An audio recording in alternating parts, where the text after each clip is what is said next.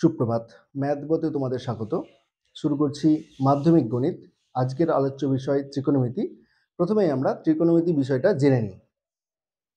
দেখো, ত্রিকোণমিতি ব্যাপারটা হলো তিনটে কোণ বিশিষ্ট জ্যামিতিক ফিগার নিয়ে আলোচনা। তিনটে কোণ বিশিষ্ট জ্যামিতিক ফিগার মানে কি? ত্রিভুজ নিয়ে আলোচনা।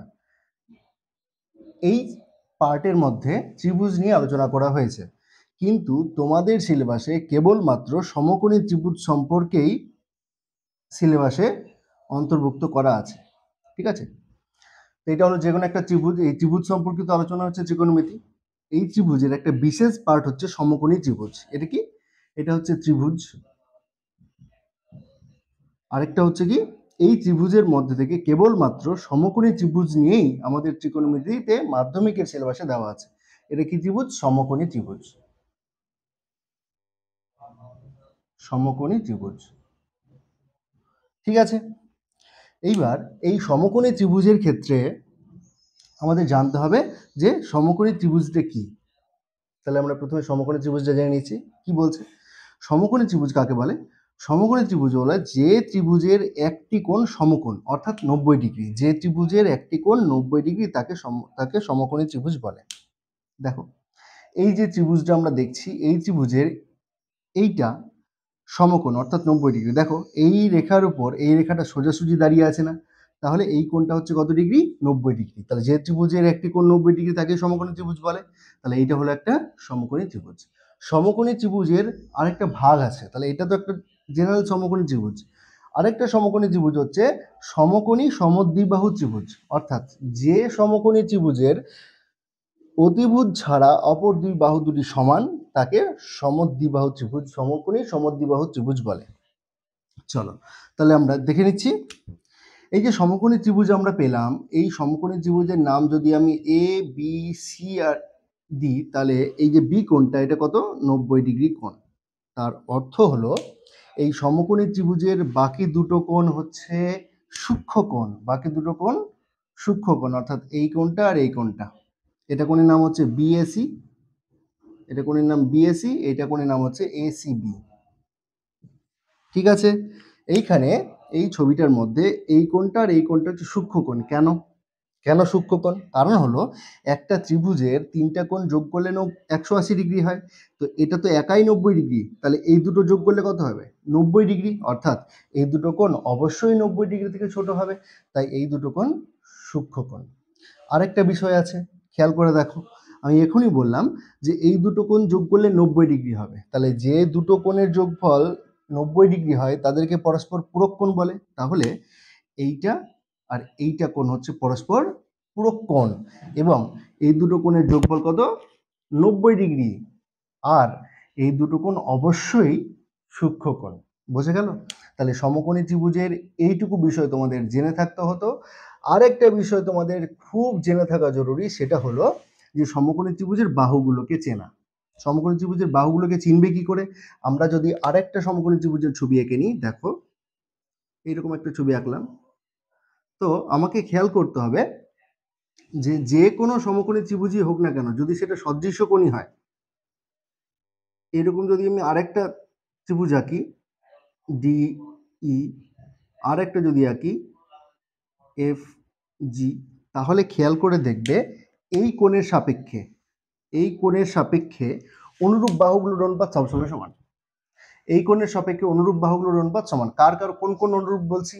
এই যে এই ছোট ত্রিভুজের সঙ্গে এই বড় ত্রিভুজ, এই বড় ত্রিভুজের সঙ্গে এই বড় ত্রিভুজটার অনুরূপ বাহুগুলোর অনুপাত সবসময় সমান হবে। এইবার এই অনুরূপ বাহুগুলো তিনটে বাহুর মধ্যে দুটো করে বাহু নিয়ে যে অনুপাতগুলো তৈরি হবে, এরকম আমরা 6টা অনুপাত পাবো।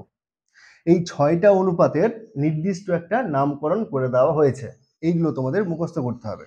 তার আগে আমরা বাহুগুলোকে চিনতে শিখি, যে কোনো একটা সমকোণী ত্রিভুজের বাহুগুলোকে চিনব কি করে। দেখো, যদি আমরা এই কোণটাকে দেখি, আমরা এই কোণের সাপেক্ষে দেখছি, ঠিক আছে। তাহলে এই কোণের সাপেক্ষে এই কোণের বিপরীত বাহু কোনটা? এটা। এই কোণের বিপরীত বাহু কোনটা? এটা। তাহলে এইটা হচ্ছে লম্ব। এই কোণের সাপেক্ষে এইটা হচ্ছে কি? লম্ব। এই কোণের সংলগ্ন বাহু একটা এটা, আর একটা এটা। এই কোণের সংলগ্ন বাহু একটা এটা একটা এটা, কিন্তু এই বাহুটা সমকোণের বিপরীত বাহু না, তাহলে সমকোণের বিপরীত বাহু সবসময় কি হয়? অতিভুজ হয়। সমকোণের বিপরীত বাহু কি হয়? অতিভুজ হয়। আর এই কোণের সংলগ্ন বাহুটা হয় ভূমি। বোঝা গেল ব্যাপারটা? তাহলে যেই কোণের সাপেক্ষে দেখব সেই কোণের বিপরীত বাহুকে বলবো লম্ব, কোণের সংলগ্ন বাহু একটা হচ্ছে ভূমি একটা অতিভুজ, সেটা নির্ভর করবে সমকোণের উপর।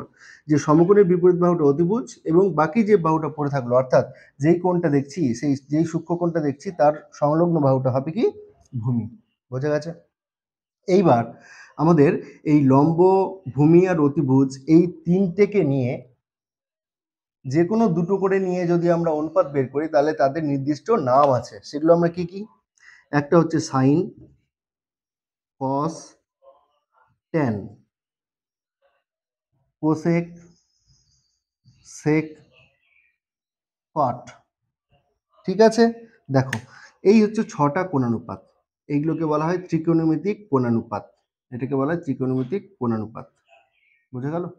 ত্রিকোণমিতিক কোণানুপাত। তো যখন আমরা সাইন বলছি, সাইনের কোনো ভ্যালু থাকে না যদি না কোনো একটা কোণকে উল্লেখ করে দিই। আমরা দিচ্ছি সাইন থিটা, ধরে না এটাকে বললাম আমি থিটা, এই কোণটার মান কত? থিটা। তাহলে সাইন থিটা, সাইন থিটা মানে থিটা কোণের সাপেক্ষে সাইনের ভ্যালু সাইনের সঙ্গে থিটার গুণ নয়। তাহলে এটা কি হবে? এটা হবে লম্ব বাই অতিভুজ, লম্ব বাই অতিভুজ। ঠিক আছে? কস, কস থিটা এই পাশে লিখলে একটু অসুবিধা হবে, আমি এই পাশে লিখছি। কস থিটা মানে হচ্ছে ভূমি বাই অতিভুজ।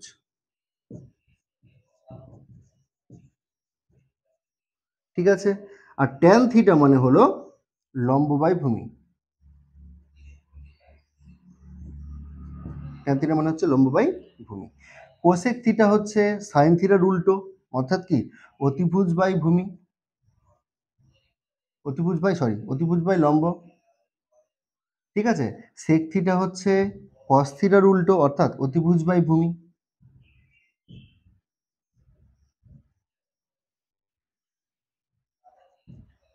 আর কট থিটা হচ্ছে ট্যান থিটার উল্টো, অর্থাৎ ভূমি বাই লম্ব। বুঝে গেল? বুঝে গেছে ব্যাপারটা?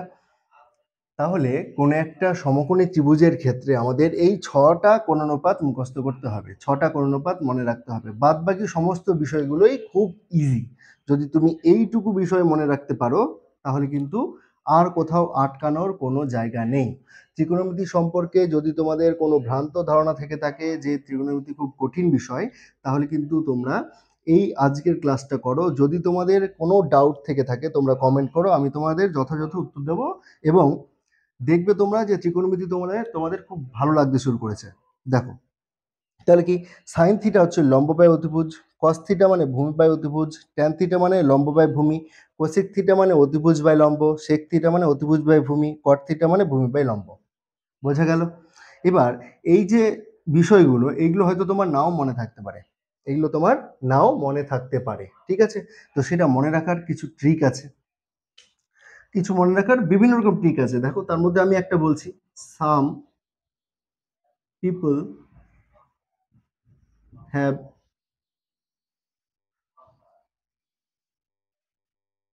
curly black hair transfer permanently black.